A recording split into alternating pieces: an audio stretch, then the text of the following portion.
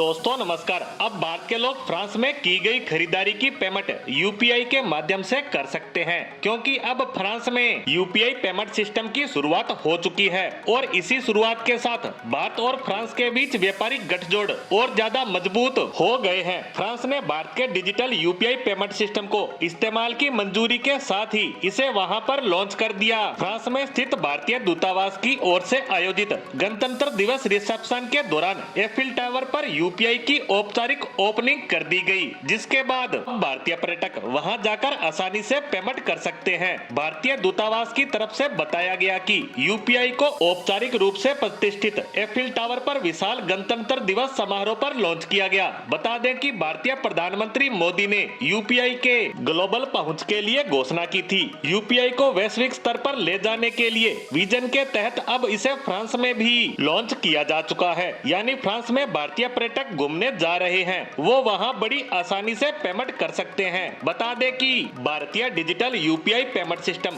कई सारे बैंक खातों को एक ही मोबाइल एप्लीकेशन से जोड़ सकता है, जिससे उपभोक्ताओं को अलग अलग बैंकिंग सुविधाओं तक पहुंचने, आसान फंड ट्रांसफर और व्यापारियों को भुगतान करने में मदद करता है। भारतीय यूपीआई को national payment corporation of India ने अप्रैल 2016 में 21 बैंकों को शामिल करते हुए एक पायलट प्रोजेक्ट के रूप में लॉन्च किया था। यूपीआई का इस्तेमाल भारत में लगातार बढ़ता ही जा रहा है और अब ये और ज्यादा बढ़ने वाला है, क्योंकि अन्य देशों के साथ साथ यह फ्रांस में भी काम करना शुरू हो गया है। भारत में इसका इस्तेमाल एक चाय वाले से लेकर बड़े बड़े मॉल में बड़ी आसानी से कोई भी कर सकता है। वहीं फ्रांस की बात करें तो 2022 में भारत और फ्रांस ने यूपीआई को लेकर बातचीत शुरू की थी, जब national payment corporation of India ने लायरा के साथ एक एमओयू साइन किया था। अब जिन लोगों को नहीं पता कि लायरा क्या है, तो यह फ्रांस की फास्ट और सिक्योर ऑनलाइन पेमेंट सर्विस है। 2022 में ही यूपीआई ने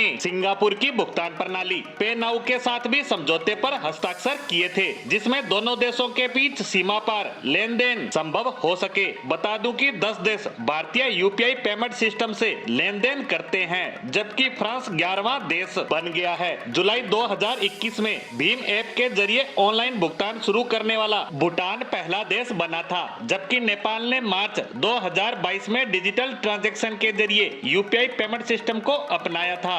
ओमान ने अक्टूबर 2022 में अपने पेमेंट सिस्टम में यूपीआई को जोड़ा। यूएई में भी इसका इस्तेमाल काफी पहले से किया जा रहा है। इसके अलावा Singapore, Thailand, Malaysia, Vietnam, Cambodia जैसे अन्य देशों में भी इसका इस्तेमाल बड़े पैमाने पर किया जाने लगा है, जिसके दम पर आज भारतीय पेमेंट सिस्टम का दायरा लगातार बढ़ता ही जा रहा है। वहीं हमारी आज की इस पोस्ट के अंत तक पहुंचने से पहले ही इससे जुड़ी एक बड़ी खबर आ रही है कि फ्रांस के इस लिस्ट में शामिल होने के बाद 2 और देशों ने अपने यहाँ यूपीआई पेमेंट सिस्टम को शुरू कर दिया है, और वो देश है श्रीलंका और मॉरिशस। यानी भारतीय पेमेंट सिस्टम अब और ज्यादा देशों में काम करेगा। इसी खबर के साथ हमारी आज की पोस्ट को यही समाप्त करते हैं। धन्यवाद।